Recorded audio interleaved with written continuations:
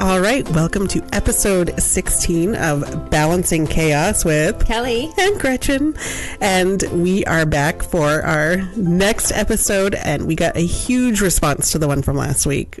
It's our most downloaded episode by far.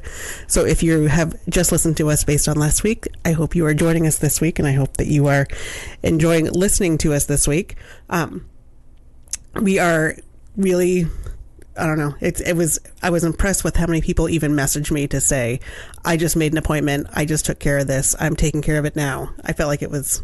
Did you get messages like that? Oh, yeah. And I got a lot of text messages. Best podcast episode ever. Best ever. Thank you so much to Jamie. Yes. For sharing a very personal story.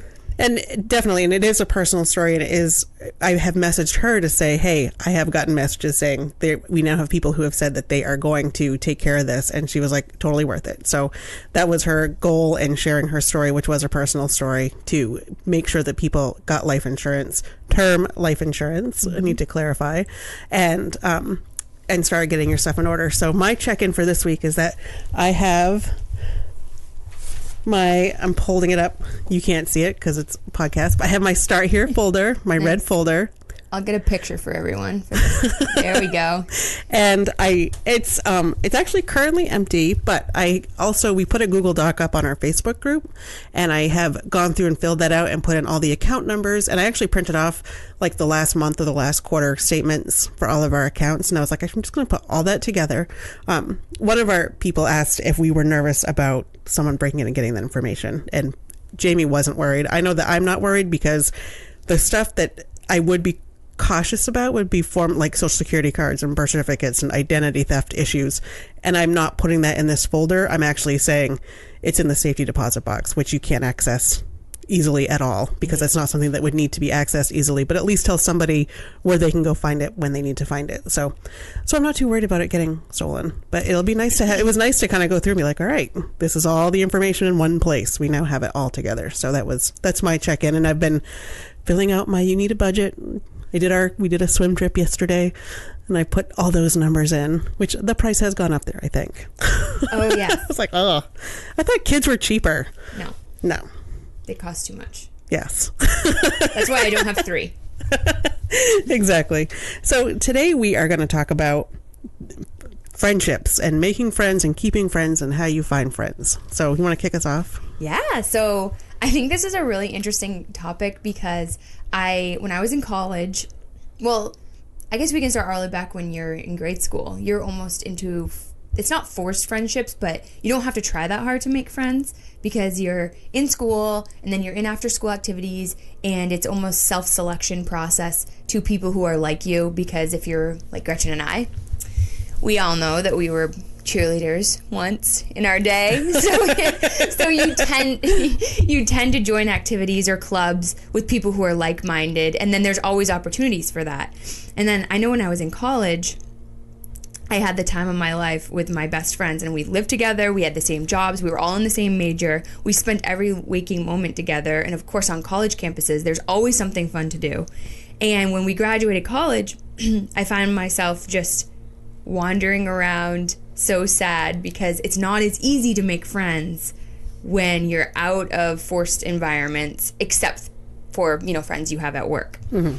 So, well, that's a forced environment too. Yeah, so. Totally. But I think for me at first, when I first graduated college, it was tough because the median age of a nurse is around 45. So when you're 22 with no kids and you're not married, you're single, it seems like that age gap is much greater than it is for me now. Now I don't even see age. Yes, you do. You see age partly because we've talked about this, and that you present very young. So yeah, well, yeah. I know people. I'm paranoid of my own age, but I don't see age in you. Like, I never think that you're that much older than me. You always bring it up that you're so much older than me, but I've never actually thought about it. So here's a story. Speaking of age, from this summer. I was out west with my sister and my daughter, and we went to her pool. And actually, I think of it every time I put on this stupid bathing suit that I wore yesterday. Oh, that's right. I remember the story. This is funny. And I have curly hair, and she had like straighten my hair, and I was like, I don't know, I feel like it makes me look old. I just don't like it. I don't know. I have gray hair. I've said before I don't color my hair. And so we went to her pool, and so it's my sister and her 2 kids and me and one of my daughter. And so the woman looks up and does a head count and says, okay, 1 adult, 2 kids, 1 tot, and a senior. And my sister whips around because in her telling of the story, she thought someone had jumped into line with us and was trying to get us to pay for them. And she's looking around, and we're the only people in line. She's looking around. I'm like, Kate, it's me. She's talking about me.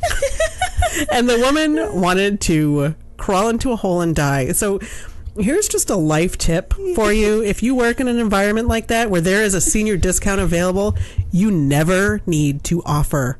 You never need to offer. No. Anyone who is eligible for that senior discount is going to ask for it. And you never need to suggest it ever. Yeah, so anyway. Well, it goes right along with the same philosophy of not asking someone if they're pregnant. Never. Just let them tell you they're pregnant. Yeah. Like if you are in an elevator and you are on the floor and I see a head crowning and you're asking me to help, I'm still going to be like, are you sure? You okay? That's a really pretty dress on you. But no, never ask that and never suggest a senior discount. My sister was so upset for me, and I'm like, whatever. 42 years old, and I told you this hair made me look old. Did you take the discount?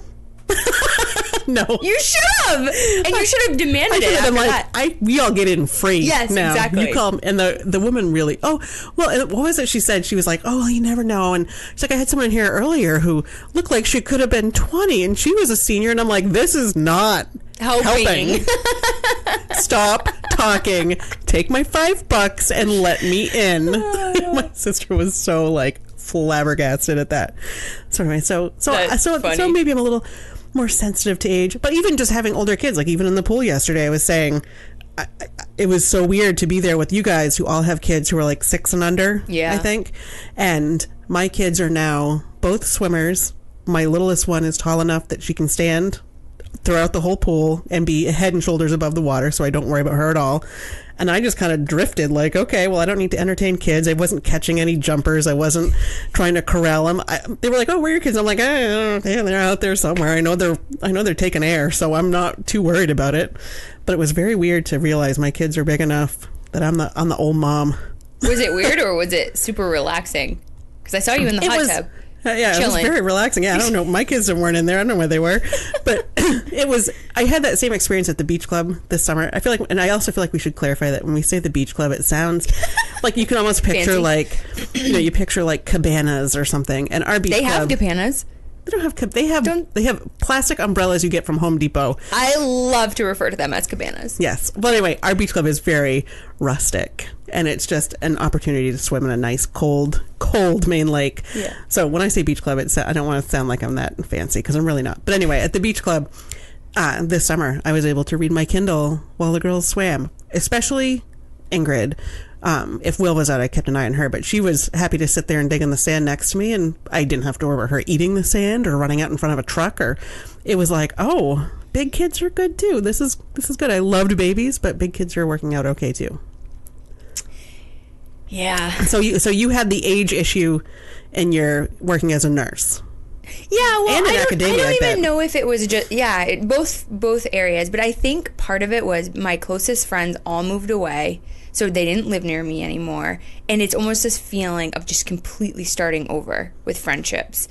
And, you can work with people. For me, when I was working at the hospital, work was just too crazy every day. There was no time to meet friends. It wasn't a pace where you could meet them. And then when I transitioned out of the hospital, it became the age gap was so severe that I had friends, but I wasn't gonna hang out with them after work. But then you get in these situations like, maybe that person could be my friend. But how do you even start it?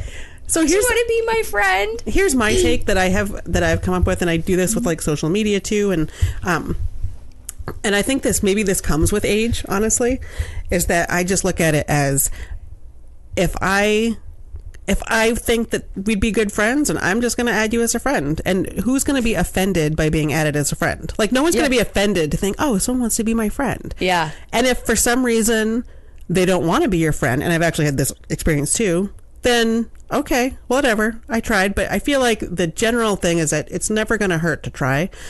And in my job, so I haven't like when I was a classroom teacher, I had some, that's kind of an isolating job being a teacher. Mm-hmm.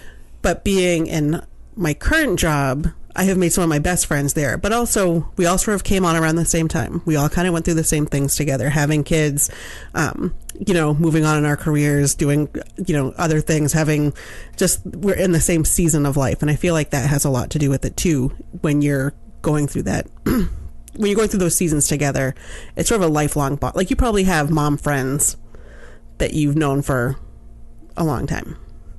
I don't think so. No? I think part of it... And mine, I should clarify, mine, like, I have a couple of mom friends from when Ingrid was a baby, but I started work when she was 9 months old at my current job. So that's where I made my friends. So, like,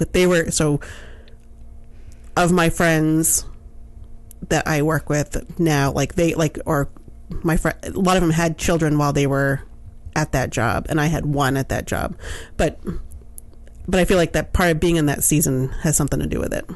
No, I definitely agree with you. And I think for me, part of the lack of new friendships, I think I had one close friend in between my college best friends and now.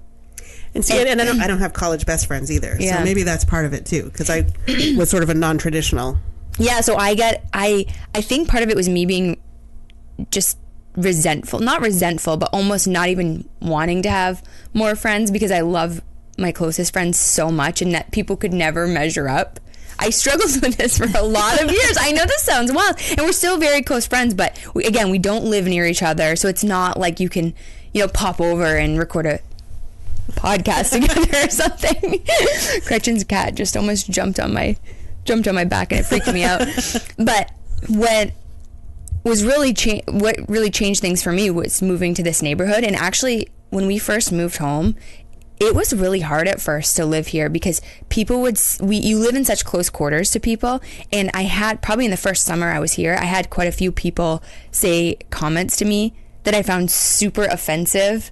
Like what? Or do you want to share? Well, I'll say one of them was, one of the neighbors said that I shouldn't send my kid to public school because he was too good for public school. And it made me so mad. It made my blood boil. I wanted to move out of the neighborhood just because of that comment.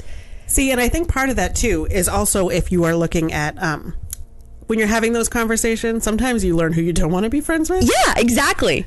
And because it's like, and I've had the experience where people have been acquaintances that have Facebook friended me, and the first thing that you do, what like when someone Facebook friends you, what's the first thing that you do? I check out their profile and totally stalk check them out their profile. Yeah. And so this person friended me, and I went and looked at their profile, and it was just a wall full of political content that I 100% do not approve of and can't get behind. And it wasn't like a random share. It was like the only thing they posted multiple times a day. And I saw that and I was like, you know what? I'm good here. Unfriend, not even block or hide. Like, I was like, we don't have a connection strong enough to warrant me dealing with knowing this is who you are. I know, and now that I know that that's who that person is, I'm like, okay, so that's who you are. Arm's length.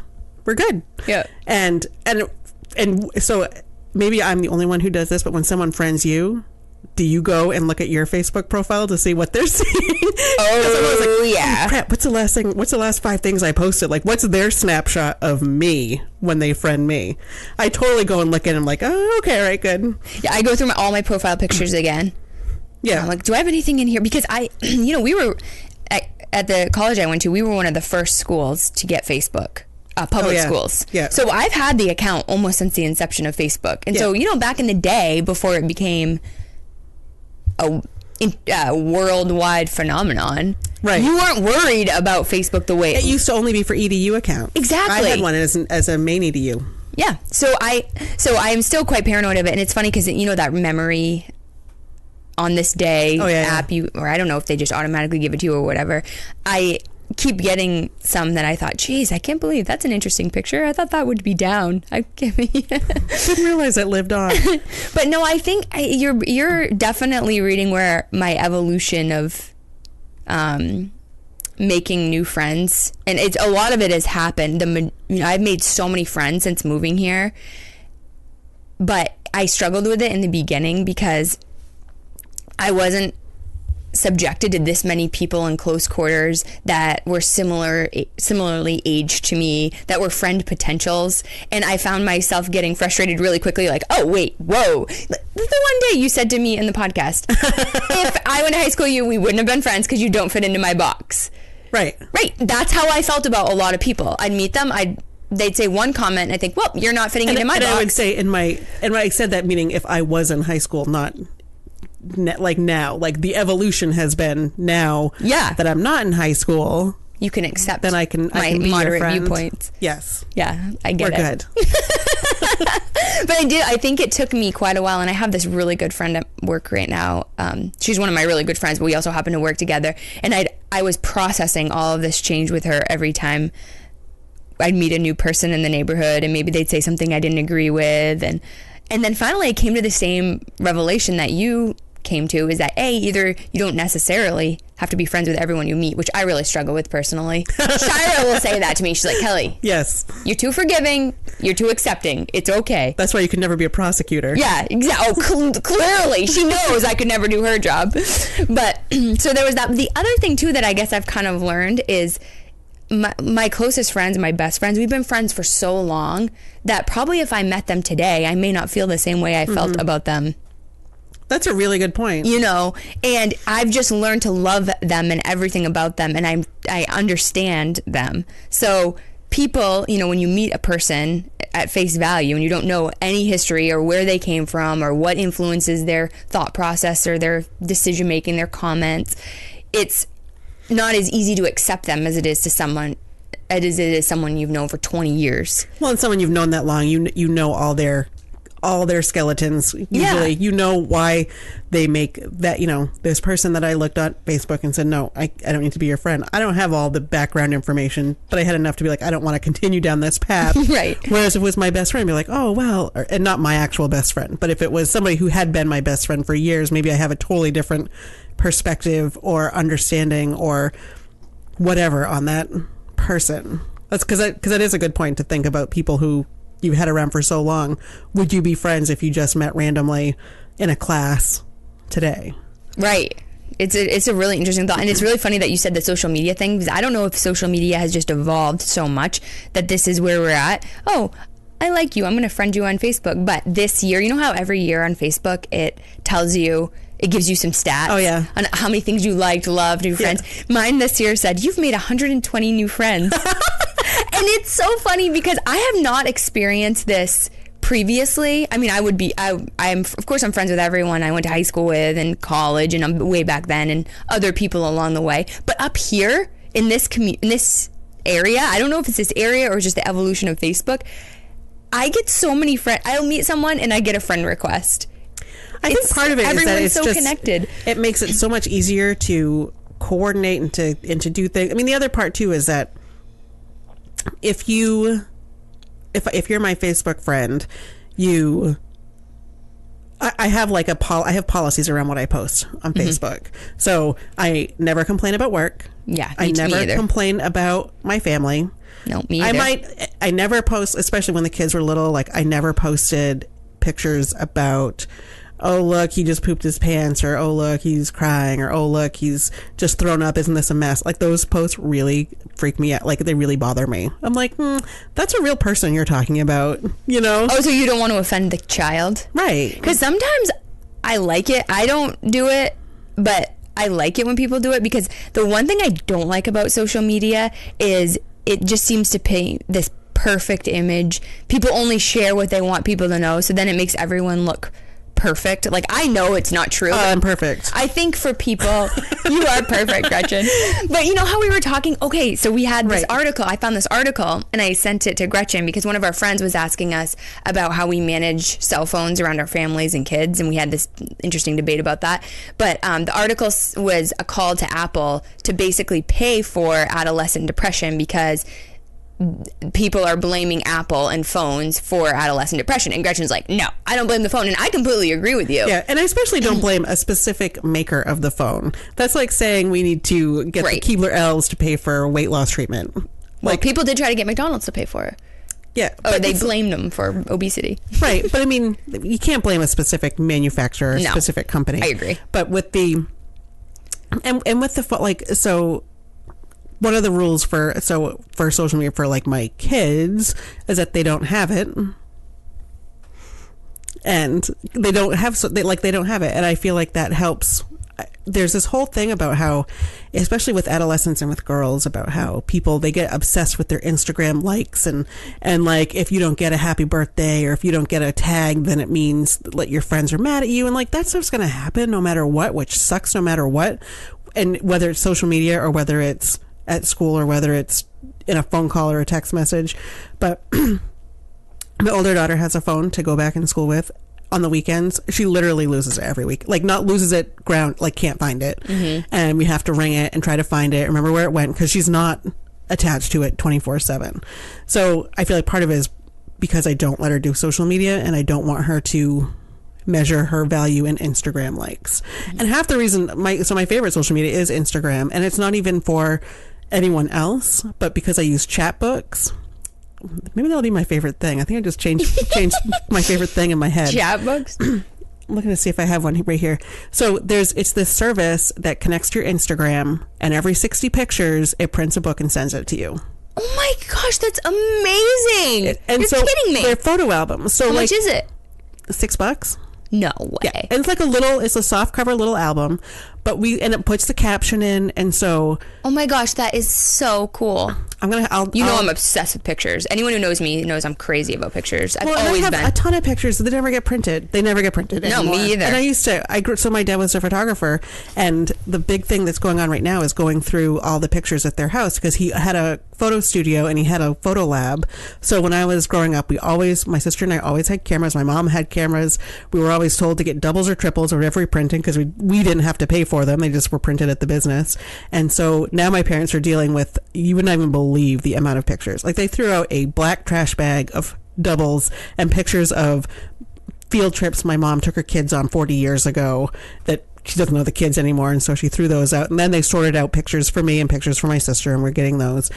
So I grew up we printed pictures once a week. We'd print a roll of pictures. Like, it was just always happening. And now that we have digital cameras, we're like, meh, I never print anything, ever. Dave will send them to Target and go pick them up, and then we have some prints, and he'll do stuff with them, but I'm terrible about printing them. But chapbooks means I can go through, and you can also edit, like, so it will say, hey, your new chapbook is ready to be printed, and you can review and be like, oh, actually, I don't want to include that picture of the flat tire I got, or whatever, like if there's something stupid that you don't want to include, you can remove it.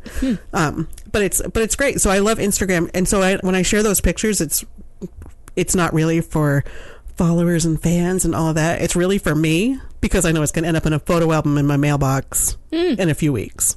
That's so cool. I had no idea. Yeah. Also, I really wish there was I wish that they sold makeup based on Instagram filters, because I would love to be able to say, I just want to look like Sierra all the time. So what do I need to do? Like, that's how it needs to be done. Not like skin color and oily or combination. It just needs to be Instagram should sell makeup based on their filters, because I'm always like filtering, like, oh, that makes me look really good. Yeah, doing that one. That's going to be in our future for sure. Yeah, I don't think that's that crazy. So anyway, so with social media, so I don't do it for likes and all that. I do it to get the pictures, and on the other ones, I don't like Twitter and Facebook. I don't complain about things. I try to only celebrate. I'll complain about the government, but I don't complain about people close to me. And so sometimes I see that catty stuff. And the same thing with kids and their privacy. I always figured, would I tell you, if we were in the middle of the grocery store, would I tell you this story and show you this picture?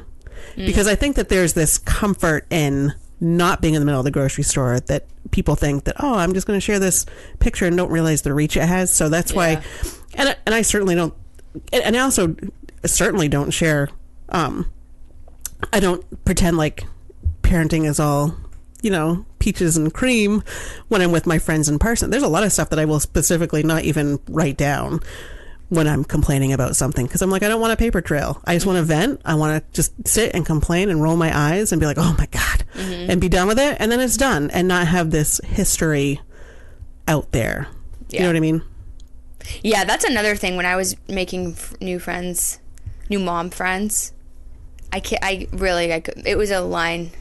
The line for me was mothers who can never complain about their kids or parenthood in general. Like, you know those people? You know those people. It's gonna go fast. You should enjoy it's a temper tantrum is just love hitting. It happened to me. It's just so wonderful. Like, no, you're lying. It's a lie. It's not. It can't be perfect. I try to be really candid when I talk to people. Like, even when we had Shira on, and I was like, here's my advice when you go back. Some days are going to suck and some days are going to be awesome, and you're going to feel guilty about both. But that's totally normal. The one time that I ever posted about my kids' physical things was when one of my daughters was younger. She would get sick like every 6 weeks, and so I finally went on and described all the symptoms, and I said, look, I don't normally post this stuff, but I can't figure out what this is. It makes no sense. We've tried different foods. We've tried different this. And actually somebody on that post said, that sounds like cyclical vomiting syndrome.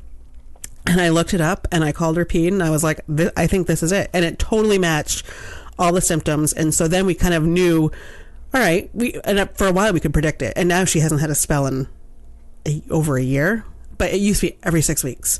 But we would know, it's going to start, it's going to end by 11. She's going to take a nap. She's going to wake up fine. Like, once we knew what we were expecting. It's the one time that I shared that information. I think it's okay to ask for help, but it was never like, oh boy, Ingrid pooped her pants again. Ingrid did not poop her pants. I never shared that kind of stuff when they were little, because it wasn't why, everyone knows that kids are going to poop their pants when they're potty training. Why do I need to advertise that? Yeah. I think social media is really good for scenarios like you just said. I mean, there's been a lot of people's lives that have been saved because of people posting on social media recommendations or scenarios. Mm-hmm. But I think it's complicated. I definitely am concerned about cell phone use for everybody in general. Yeah. I mean, it is concerning to me. I mean, sometimes I actually think our generation, you included, Gretchen, is better at it than maybe generations beneath us and generations above us, even though the generations ahead of us think we're terrible. Well, we are some of the few people that remember both sides. Right. And that have lived almost equally in both sides of the equation. The other one, too, that I would say is that the one that always gets me is when you hear these stories about an adolescent that has taken their life because of a social media bullying campaign. And I remember there was like a string of them. It was a couple years ago. I remember being like, look, we make kids wait till they're 16 to drive a car. Maybe we should just make them wait till they're 16 to have access to these things, because they are prodding their friends on. There was a girl who was convicted of manslaughter or something because she was telling her boyfriend to take his life, and he did. And there was a string of text messages. And it's like, and I know that crap has been happening forever too, but also, so the least amount of avenues that I can make for that kind of messaging to get to my children, the better I am. And every once in a while she'll be like, Mom, can I please have Instagram? I'm like, no. Okay. So do a lot of kids have it in middle school? Tons. Oh, really? Middle school, 4th grade. No way. I see Facebook and Instagram. I had one, spoiler alert, we're going to discuss the fat man in the red suit who comes at Christmas time. I had one who, kids of friends who friended me on Instagram. I remember posting something about Santa, and I was like, oh, maybe I shouldn't post this. I'm like, finally, no. If your kid is learning that Santa isn't real from a grown-up's Instagram, it's not my problem. It's the fact that your kid is on Instagram at 8 years old. Right. You know what I mean? Like, wow. Don't and Facebook accounts, and I'm like, no. The one thing that she has access to is Pinterest. And she looks up life hacks and stuff like that. But it's still... Well, Pinterest is just And even then, board for the internet, really. Really, right. And that's the only one. And then, but even like Musically is one that kids like. And she had that for like a month. But then it started to get real sketchy. And I was like, no, I'm taking it away. And she was like, okay. And I think it almost was a relief to have me come in and take it away. Mm-hmm. But I check, and like I'm pretty free range and pretty like be independent. But I keep so she has an old iPhone. All of our iPhones are old because we're cheap. But it has the Touch ID sensor in it. It was one of my old phones, and I have a fingerprint stored on her phone so that I can log into it whenever I want without knowing the code and see what's going on and just check in and be like, oh, how are the text messages? Who's texting her? What are people saying, or what's going on? And just to check in. So I have that step. I also have family sharing, so she can't download an app anyway without asking for it from me from her phone, which is kind of a nice way to manage that for a kid who we really wanted her to have a phone when she went to middle school, because she was going to be walking to and from school on her own. That's when like the bus sports come in, so you need to know when the bus is going to get back from the game or whatever. So we did want her to have a phone at that time, but I didn't want to give her, I feel like a lot of people just hand them a phone and don't realize all of the things that you can do to kind of hand that phone over with some regulation and with some restriction, to do that, so that your friends that you're making in middle school have less ways to be an asshole to you. Because they're all going to be assholes. Well, middle school is a tough age for girls especially. I mean, I'm sure boys have it too, but I know because I've experienced it. Would you want to live it again? No. No. No. Terrible. Because you'd have me being like, I'm not going to be your friend because you're a freaking cheerleader still. So I gave that up last month. So when did you quit cheerleading? I think it was my freshman year. I think was the year I cheered. It was not maybe, of high school. Yeah, I got that. So how did we meet each other? Because you and James came with our friend and me to a meeting.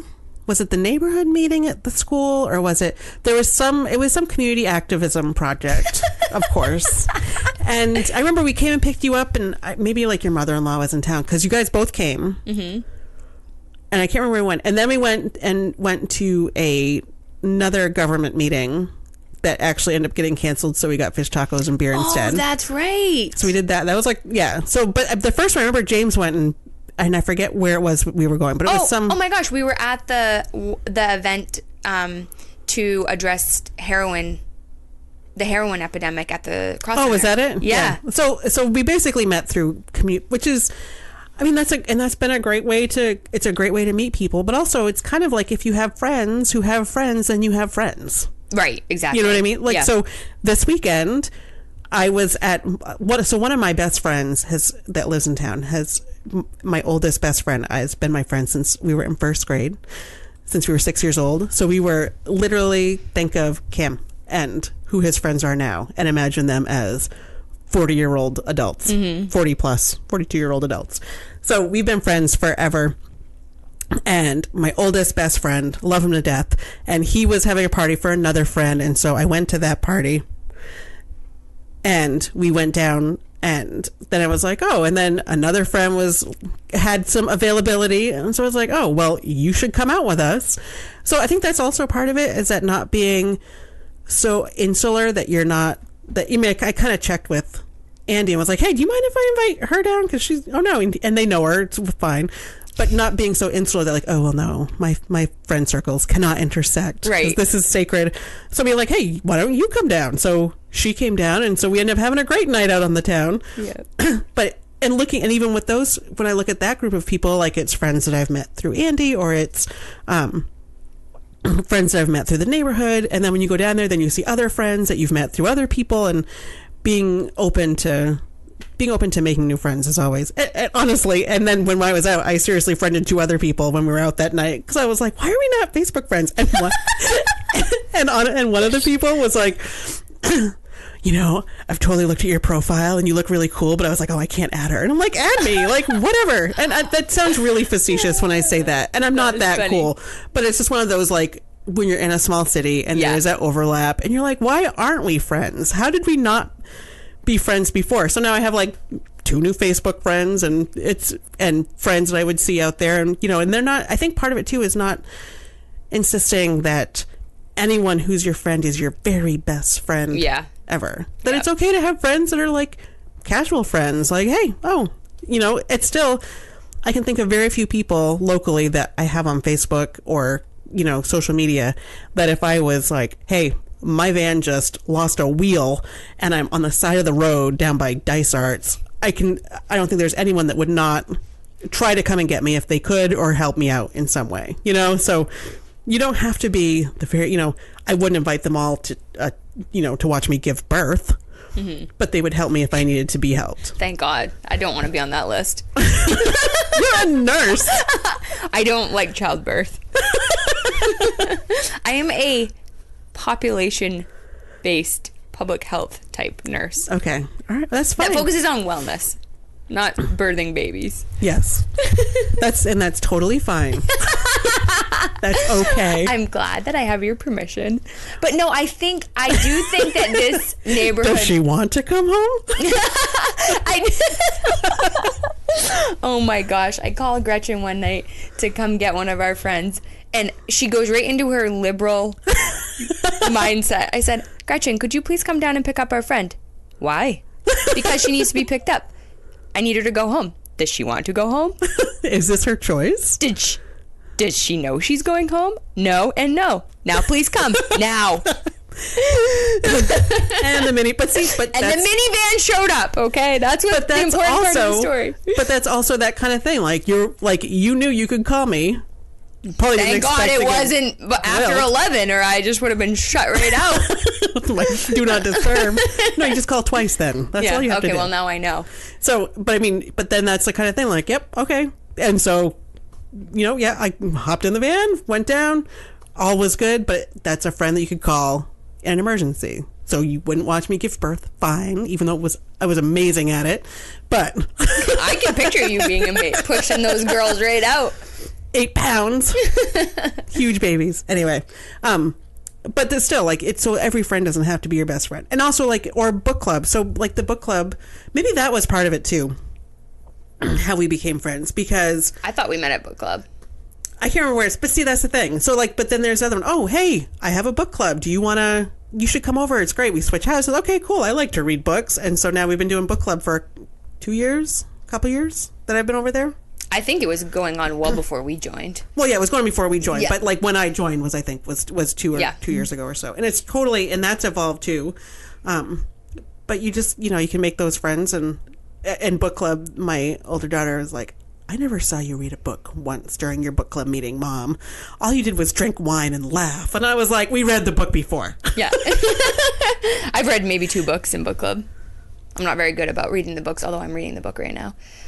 Yes, and how you like it? Oh, so far it's mostly stuff we've already heard in the media. Yeah. Fire and Fury, is that the name of the book?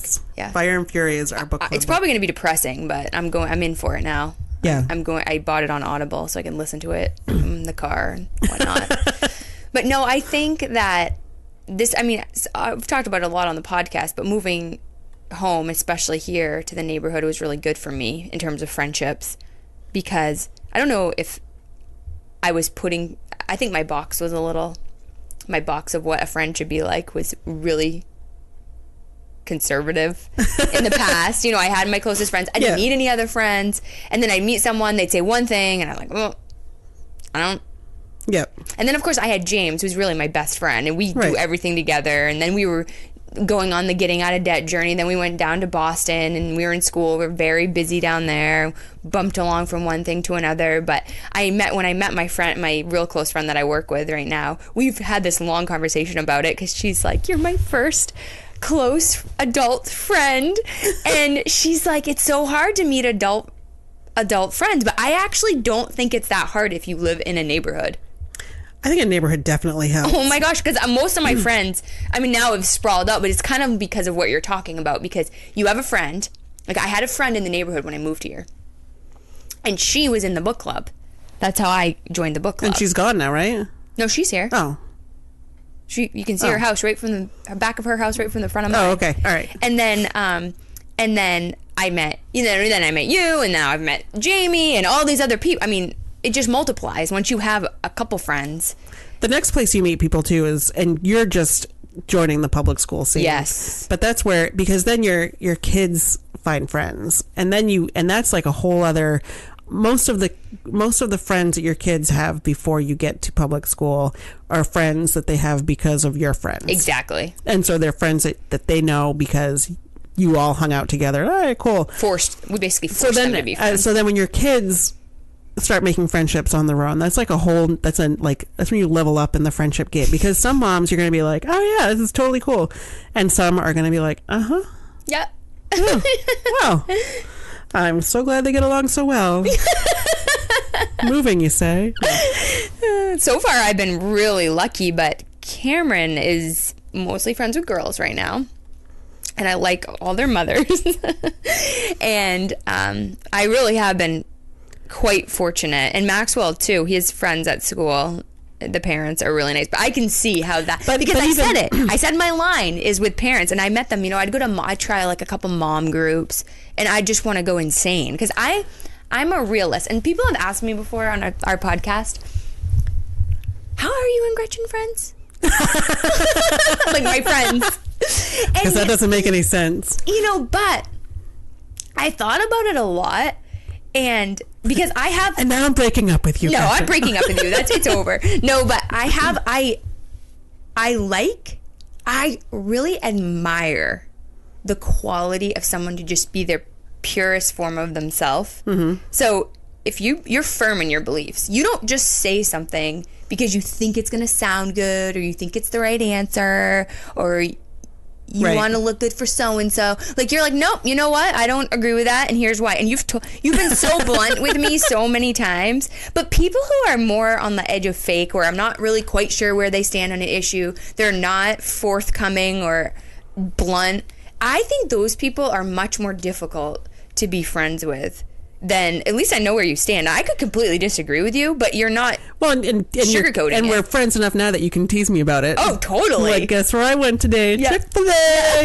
Spending all my money with the Jesus crew. Right, exactly. I'm like, whatever. Yeah. So, and I also don't feel that you're, some people who are firm in their beliefs are just very black or white. I think that you're firm in your beliefs, but you're also not like, you're crazy for going to church. You know that I was looking at the information for the Women's March, and you know where it ends up? At my church? No, not your church. Oh. I was like, interesting. No, it ends up at the UU church. Oh, well, hey, and that's maybe where all you the should get a speakers flyer. are. So I was like, so look, here we go. So Donald Trump has led me right into a church. Yeah. There you go. So there's a women's march on Saturday here in town, and my girls and I are going, and we're making signs, and Dave bought us the supplies. We went to the grocery store, and I ran in to get milk, and we had been talking about getting signs, and while I was in there, he actually went to Dollar Tree and bought us poster boards so that we could make signs when we got home. So Ingrid's working on hers, and I think I know what I'm going to put on mine, and we're going to go to this march, and we're going to march, and and the speakers are at the UU church afterwards, so we're going to end up there. But I was like, see, I told you this is the church. Like, I remember I said, like, you did. You said, if I were going to go to any church, I'd try that UU church. Because they're up there hosting the women's march, because that's, your church wouldn't, even with their technology. I don't think so. But it's like, but I can laugh about that and be, But I also think that part of it, going way back to the age discussion, is that at a certain point you're like, I am out of fucks to give. Yeah. And so this is who I am, and if you want, and also I think part of it too is the educator piece. Like, oh, would you like to know why this is bad? I'll tell you why I don't agree with this, and maybe you'll listen to it. But there is, like, I don't go to Chick-fil-A because they have, as a company, supported anti-equality measures, and I do not want my chicken nugget money going to anti-equality measures. I understand it's very delicious. Great, they have a play space. My parents have taken my kids to Chick-fil-A out of spite, I think. And they're not religious. They just Here's like my chicken. evidence to support my argument. Which I greatly appreciate. Yeah, exactly. Oh, don't even challenge Gretchen on something. You can send her a little tiny text and you will get a war on responses of articles to support her points. Especially if you give her a minivan. If you doubt the minivan in any kind of way, you better watch yourself. I know, and that's coming from someone who was even like I told Dave this morning when I was warming up the car, I was like, if we decide to not go with the minivan next time, I think we should pull down that hoop because it's kind of leaning and it gets in the way of doors. And he's just like, whatever, Gretchen. But, but a minivan is a high-end vehicle, and I recommend it for anyone. I always said that and now everyone has one, but I thought, like with your first kid, you should get an iPhone, and your second kid, you should get a minivan. Yeah. Because those are the two things that are going to make life better for those numbers. I think the iPhone saved my life when I had an infant in Boston by myself every day. I mean, James would leave in the morning at 5:30. Sometimes he wouldn't come back until 1 o'clock in the morning. Yes, because he had this very intense research appointment. Oh, and man. It was horrible. I mean, he was as helpful as humanly possible on days he was home. I mean, you've seen him. You know he's very involved, and everyone who knows him knows he's awesome. But it was horrible. And my iPhone kept me connected with the world around me. Otherwise, if I didn't have that, I honestly don't. I think I would have had postpartum depression. I mean, there's arguments that phones are causing depression, which I can totally see, but I can also see how they're helping. Yeah, exactly. Helping you feel less isolated. Yeah, helping with isolation. The other thing, too, is that also makes those friendships that you might have lost when you left college. Exactly. I think that you're just young enough that, for me, I was just had a different college experience anyway, but also it helps drag that friendship on longer. Drag sounds negative, but it helps you carry that friendship on longer without losing that gap. I mean, there are people, one of the things I found when I was going through all this stuff that my parents keep sending to my house were letters from, I found a letter from a girl I went to a writing camp with when I was in 1992, and I actually I'm I totally don't even remember her, but I looked her up and she's an investment banker or something in Boston now, and I was like, I was just I don't remember you, but obviously we were friends. And did you friend request her? No, I don't think she's on Facebook. I dug deeper. You would like to know about anything, I'll research it for you. No, I just but she had a really unique name, so it was easy to figure out, piece together where she was in general. But it was just this. It was made me think of all these people that would be important in my life for a really intense amount of time, but a short amount of time, and then they're gone, and then they're not part of that, and then it's I wonder what ever happened. There are people I think about, and I'm like, what was their name? I remember their names sometimes, but it was people that I used to hang out with every day at a job I had in Phoenix or something. So that can be sort of interesting.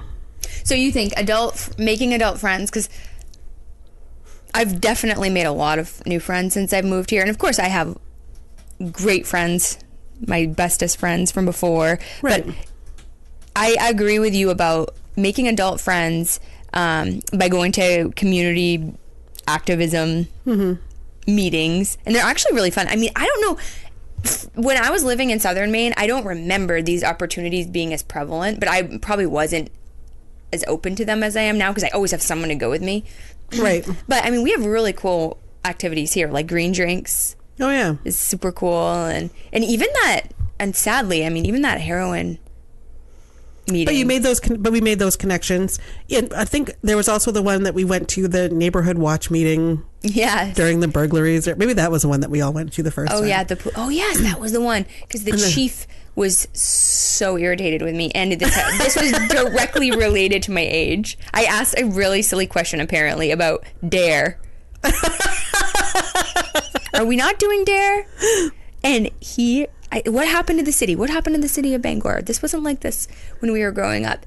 And he's like, oh, it was here. You just grew up. That's what happened. And DARE has been validated in the evidence to be unsuccessful at preventing drug addiction. It has been. Over and over. And well, DARE was. Sorry, Chief. The one thing that DARE was very successful at was increasing the usage of drugs by children. So that is something to know. Yes. Well, you know, it's one of the things I actually went. So Gretchen and I, when we decided to make this podcast, I didn't think about it all the way through. Gretchen had a master plan. Yeah, I just thought, oh, okay, yeah, let's do it. It'll be fun. And I really do it. One of the primary reasons why I want to do it as a fun outlet, because most of the things I do all day are heavy and Well, hurt my brain a lot. And I thought, oh, this would be a cool avenue to have fun and talk, and maybe even help people, like the Red File podcast and other podcasts we've done. People said, oh, I actually made a change because of that. So I thought, oh, that'd be great. But then I didn't think about all the ramifications of talking publicly into a forum where anyone could listen to it. Because speaking of research, being a researcher myself, knowing that there's not clear, most issues are very complex and there's a lot of science behind them. And to really fully understand it and know it all, you'd have to go through your entire dissertation on an issue. So I've learned quickly that I've got to be careful about making any statements. And Gretchen made a joke the other day. What did you say about what I worry about? So I am totally fine. Like, I'm good with talking. Like, I know I'll find the link. I'll show you. I know I read this somewhere. I'll find where I read it. Whereas Kelley doesn't want to approach the podcast until she's figured out how to do a full bibliography, APA style, at the end orally with, Smith, Donna, published in Vaccine Magazine, 2012. Pages 11 to 17, New York City. Like, she needs to have, she wants the full bibliography ready before she talks. I get nervous about talking about topics I'm not fully confident in. But also talking about the friendship. One of my goals with the podcast is that one of my favorite things, some of my favorite podcasts are the ones that are a conversation, because I feel like I'm listening to friends talk. So that's always been why I want to, those are the podcasts I've always loved. That's always, there's some lovely, highly produced podcasts that are like storytelling and investigative reporting and all of that. But my favorites are always where I feel like these are people I could sit down with at the pub or at the coffee shop and have a conversation with and feel less alone and feel like I am not crazy for not yet having a will. There's lots of people like me that need to get on it and get the will, so I'm less alone. So I like to think that's where I come at it, is, that we can share all these resources and information, and also the idea that there's a million people. So hopefully this would make someone be like, oh, you know what? You're right. Whenever I do get a friend request, I'm not offended or embarrassed. So I'm going to friend request that mom from the play dates that I see all the time, be like, oh, hey, now we have this information. The one thing I love about Facebook is when you get a friend request and you look at the friends and all that, and you find someone who has mutuals that are totally disconnected from and you're like, how do you know that person? Oh yeah. I love that. It happens all the time. Yeah. And there's so one of my friends is in New York City, and she's a food writer, and she is friends with a writer who works for the paper here. And like at one time I saw one or the other reply on one's comment. I was like, wait a minute, how do you two know each other? Because this is like two totally, completely disparate areas of my life. Like, there's no good reason why you should know each other until like, oh, I guess you both have written about food and they had worked together on a project or something. And so it always just, whenever any of us comments on anything, it always kind of cracks me up, like, oh, hey. Well, it's so funny. We were at Dancing with the Stars. I mean, not Dancing with the Stars. That's coming up. I am going to that next week. Dirty Dancing. Yep. And we're walking out of this cross center, and I mean, there's thousands of people. It was a sold out show. And all of a sudden, this woman comes charging after James and I. Hey. She's so excited. Hi, I don't remember what her name was. I'll just call her Sarah. Hi, I'm Sarah. I see you all the time on my brother's girlfriend's Facebook. She said, oh, and James, I know your mother. And it's just so cool. I've been wanting to say hi to you. I'm so excited I saw you here. And we had a picture with her, and I sent it to my brother's girlfriend. And it was so funny. But she was thrilled to she had figured it all out on social media, and she came right up to us and confessed it. I figured out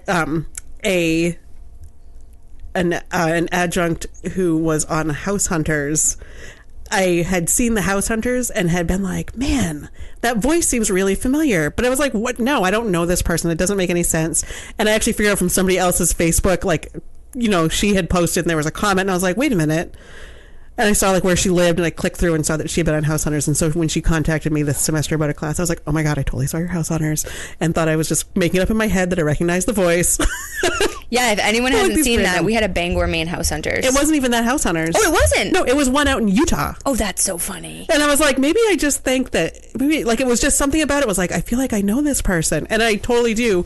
But it's somebody because, like, I've met her in person like a couple times, but she does most of her work remotely. Oh. So I talk on the phone and email and stuff. So it was like, but the voice was like, I really feel like, and it was not like a crazy voice or anything. It was just that muscle memory of like, how do I know this person? I feel like I know this person. And it turns out I did. But it was kind of fun. I have that actually, it's really weird to grow up here in one life and then go to college, in the area and work at the local hospital and then move away and then come back in a totally different position and live in a different neighborhood and then see people out in the community. Yeah. Because you can't go anywhere in this town without running into 5 people. Yeah. But for me, I'm always thinking with the gym, anywhere I am, okay, I know you. How do I place it? Do I know you because of work? Because I also deal with a lot of people from my work out in the community. Do I know you? Did I know you from before? Did I go to nursing school with you? Yeah. I know you from college. Are you from growing up elementary school? I mean, it's an odd thing because I did not have that issue when I lived in Boston or Southern Maine because I didn't know anybody. I used to work at like years and years and 20 years ago plus, I used to work at Borders, and for a long time people would be like, how do I know you? We go through the whole thing and be like, I worked at Borders for a long time. I'm like, oh my God, I used to hang out there all the time. Borders. Yes. I love it. All right, so let's kind of wind Okay, it wait, down. I want to tell you one more thing about research. So, good. Research. I was just making sure that Your bibliography was ready? my child was being picked up from school. From daycare. So, I was reading a study about narrative and storytelling and how it actually promotes health for the exact reasons you just said. Oh, really? Yes, because people... See, I didn't need any fancy bibliography for that. Yeah, see, I got it for you, though. I got you covered, Gretchen. So, the findings suggest that people who hear stories, positive or negative, actually help them to feel less alone, and they're empowering to make decisions, whether they're positive or negative, but overall narrative is really great for health. So podcasts are wonderful, apparently. There you go. So there's our whole purpose. Our whole vision is right there. All right. That's awesome. You going to share that link? Yeah. APA, MLA, Chicago, Turabian? I'll let you deal with it. Okay. All right. So pick your choice. What's your favorite thing this week? Oh, wait. I have one more before you do that. So I ordered...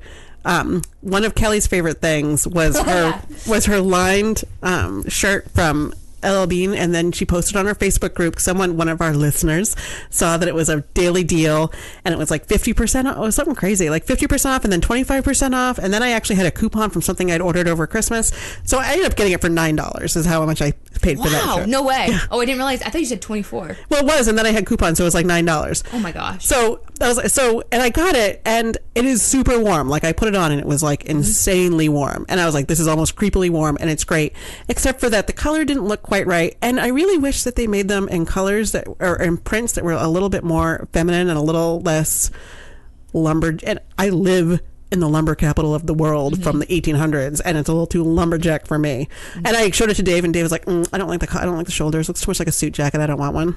That was. Oh, really? I'm like, what? Okay, maybe fine. You should say James and his. Yeah, exactly. So James needs to come over and model it. But for $9, it was fine. But I was like, but there you go. So there's a favorite thing that LL Bean could sponsor us. There we go. That was one of my friends that I made. I actually left a comment. I left a review on it. Actually, you did? Yes. Oh, you would.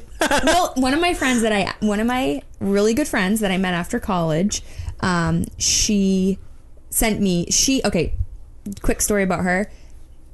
I told you that I was Dave Ramsey Turbo. Mm-hmm. What's above turbo? Extreme? Nuclear? Yes. Her and her husband, they're Dave Ramsey Nuclear. Sorry.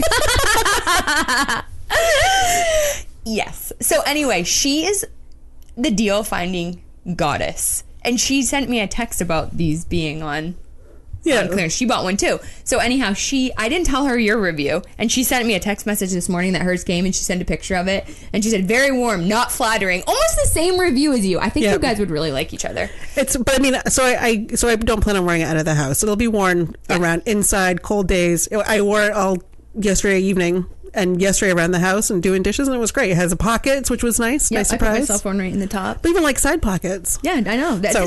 I don't wear mine outside the house, except I did wear it one night to Green Drinks. But Green Drinks, their logo is literally a lumberjack. Yes. Yeah. And it matched, so it was fine. Yeah. All right, so what's your favorite thing? Okay, so my favorite thing kind of goes along with our check-in. So I did complete my red file and with James, and we used your template.